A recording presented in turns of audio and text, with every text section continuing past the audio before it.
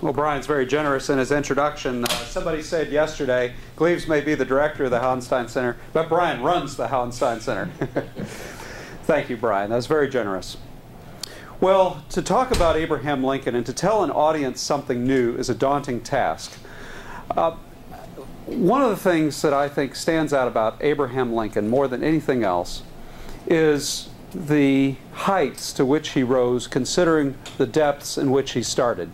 Booker T. Washington made a comment at one point to the effect that, and he had Lincoln in mind, that we measure the greatness of a human being not just by how high technically they go. You have to look at the starting point. The starting point is essential. And if you look at somebody like, and I don't mean this in any sense to diminish the accomplishments of other presidents, but if you look at a George H.W. Bush, for example, whose father was a senator, and he rises to the presidency, or you look at George W. Bush, or you look at John Quincy Adams, and you look at how they rise, or if you look at a Benjamin Harrison, where it runs in the family. Now, again, I'm not denigrating what these men have done. They got to the top. They got to the White House.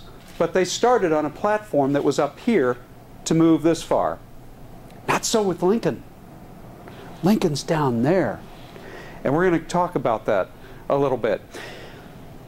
We're really fortunate in American history to have such contrasting styles of leadership. When you look at George Washington, here was a man who was able to walk into a room and there was unanimous consent among everybody present that he was the leader. Now, how many of us sitting here, if we were to pluck one of us from this crowd, could say that about ourselves? Well, I mean, humbly speaking, I know I can't. I would have to earn your respect. I might not ever get to that point where unanimously you would say, oh, well, there's your leader. Washington would come into a room, and 4 times he was chosen to be unanimously leader of the endeavors that he led. With becoming general of the Continental Army, and then the president of the Constitutional Convention of 1787, and then twice elected president of the Electoral College unanimously. Lincoln presents a very different kind of great leader. Now, he was tall. He stood out at 6'4", 180 pounds. He stood out from other men of his generation. But you can't just have height. And most of our presidents do have height. But that's not enough. So let's go a little bit into what it was about Lincoln that made him able to be a founder of a modern political party, made him able to be the leader he was, made him able to overcome the obstacles that Booker T. Washington referred to get him to the point he was. Because it is a story that's very human and one that our students can identify with, one that every one of us who has suffered and had hardships to overcome wants to identify with. Because it gives Lincoln this heroic status, as Brian Flanagan pointed out yesterday in his paper, a mythic status. A mythic status for a human person to rise that far and overcome that many obstacles. So what's the first thing you would have noticed about Abraham Lincoln were he to come into this room? I think you would notice his personality. He was a solid people person. After you got over the fact that he was tall, after you got over the fact that he was ugly, he regarded himself, of course, as ugly. He knew that he was not a handsome man to behold. And the people around him, of course, had made jokes, and he understood that he had to use self-denigrating humor about his own appearance. And he did that splendidly. And it immediately put people at ease. There was a lot of speculation that he had Marfan Syndrome, which would have also account for his appearance. I believe a nerve connective disorder and a heart disorder combined, which in most people who suffer from it have ears set at a greater angle from the head, have the long limbs, and that kind of thing. Doctors have speculated over whether Lincoln had Marfan's syndrome. We could prove it, by the way, if the samples of Lincoln's DNA at Johns Hopkins were ever tested. But I think the first thing you would notice is that he had a personality that would be very attractive to you. Now the question is, where does this come from? This is one of those enigmas about the human person. Where does an attractive personality come from?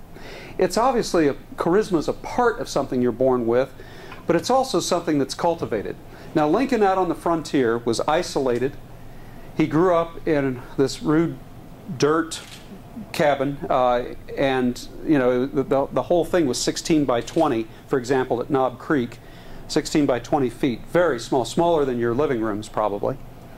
It was the whole family cabin. And you have to ask yourself, what did he do early in life to take advantage of whatever skills he recognized in himself?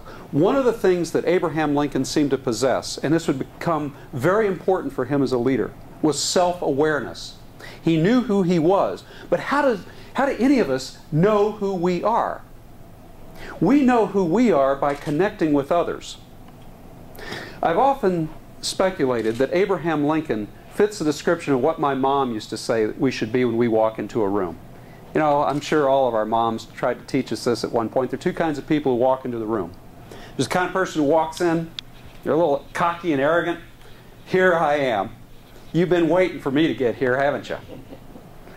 And then there's the second kind of person who walks into a room and they say, there you are, there you are, there you are, and I can't wait to get to know you. It's that ability to connect with people.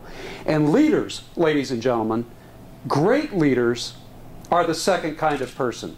Great leaders are not the egos of the first kind of person. Not in a democracy where you have to earn respect and trust of the people around you. Lincoln had that quality of coming into a room, and what did he do? He connected with people by putting them at their ease, by making them laugh. He was a genius at making them feel at home with his humor, with his storytelling. What do stories do? Why is it that Paul Harvey has a radio show that's called The Rest of the Story? He doesn't have a radio story called The Rest of the Statistics.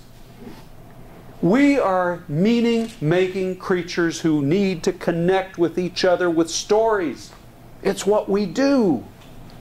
Lincoln walked into the room and he would command a room with stories that showed his humanity, showed others' humanity. Immediately people would fall into line. They wanted to listen to him. He had something to say about the human condition. He could talk about himself in a way that wasn't egotistical. Look at the stories, look at the transcripts. In India, I would recommend, for example, Michael Burlingame's new biography. Now, oh my word, it is a difficult biography to read start to finish. The thing came out of Johns Hopkins Press. It's 2 volumes. It was supposed to be 4 volumes. It's 2 volumes, and it reads like somebody had gone into the archives and just pulled together all the evidence and very masterfully assembled the evidence. But it is a wonderful resource for actually getting at what the source material says. And you can go into Michael Burlingame's or David Herbert Donald's magisterial Pulitzer Prize winning biography, and you can find these stories that Lincoln told about himself and about other people which connected. So the first thing you would have learned about Abraham Lincoln was that he was a people person and he connected. And that's what great leaders in a democracy have to have. And he had it in spades. And I would humbly suggest that it was his looks that made him have to develop his personality. He was made fun of course. Now he got big, but you know, I'm sure that he was able to command attention just from that size and the way his father says, you know, we're going to put an axe in your hand from the time you're early on, you're going to be a farmer. I mean, Abraham Lincoln knew his responsibilities, certainly, and he could do well what he was supposed to do on the frontier. So that would command some attention, the height, the ability to do what he had to do. But it was the personality he developed. Now, that personality was developed marvelously when he decided later to become a lawyer.